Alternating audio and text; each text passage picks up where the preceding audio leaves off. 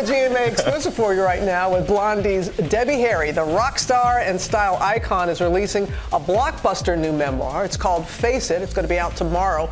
It takes a look back at her lifetime on the scene and behind the scenes. And Chris Connolly, the one and only Chris Connolly, sat down with her.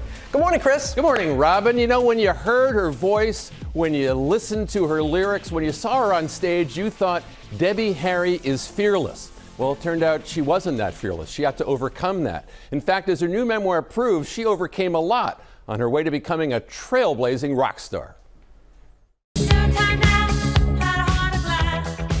As frontwoman of the new wave band Blondie from the mid-70s into the 80s, Debbie Harry was the undisputed queen of her scene, combining the torrid allure of a rock singer and the ironic detachment of a French film star on such hits as Heart of Glass. Now, 4 decades after Blondie first roared out of New York City's punk mecca CBGB, Debbie Harry's memoir, Face It, offers candid, compelling revelations. When you were up on stage, what did that feel like at first? Terribly frightening, yeah. Then I suddenly realized, well, I have to make them respond. I have to go out there, I have to get them. After that, it was a no-brainer. I just went out and got them. Did she ever? Taking on the world with bandmate and partner Chris Stein. With Call Me, she could even make it sizzle on The Muppet Show. Blondie fans and the camera made Harry an adored icon of her era, photographed by Andy Warhol, as Blondie sold tens of millions of LPs. Was this level of stardom anything you could have possibly imagined? Yes. I guess that's sort of what pushes you forward, you know. I feel that we had great times.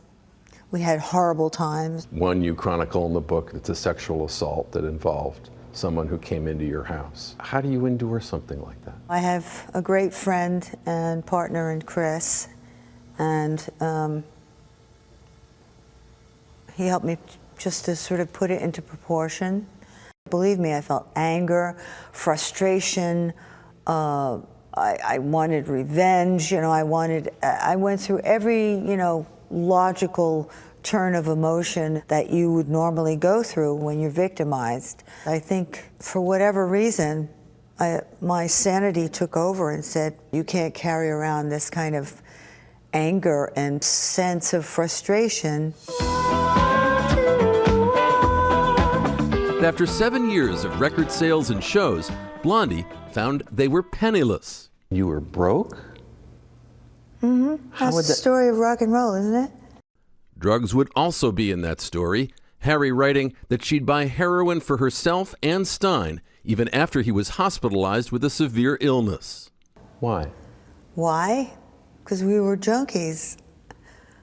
And it was, you know, helped us survive this desperately horrible situation. The thing is, yes, I regret it because I know that, you know, it was a silly waste of time, but then I don't really regret my life. And the things that are important to me now are because I've, you know, gone through all of this stuff. She was a love child, adopted at 3 months by a family in New Jersey. Now in her 70s, Debbie Harry can look back with pride on a life of artistic indomitability. If you could talk to that girl who graduated high school in 1963, what would you want to say to her? Carry on. We're so glad you did. Thank you. And Face It comes out tomorrow. You know, at a time when pop was so segmented, Debbie Harry and Blondie really made music that brought people together. On the dance floor, best of all, right? And we are so grateful to her to making that happen. You know, I've been around you for many, many years.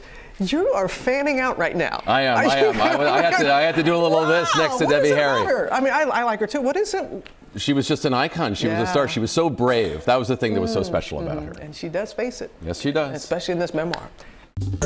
Well, hey there, GMA fans. Robin Roberts here. Thanks for checking out our YouTube channel. Lots of great stuff here. So go on, click the subscribe button right over here to get more of awesome videos and content from GMA every day, anytime.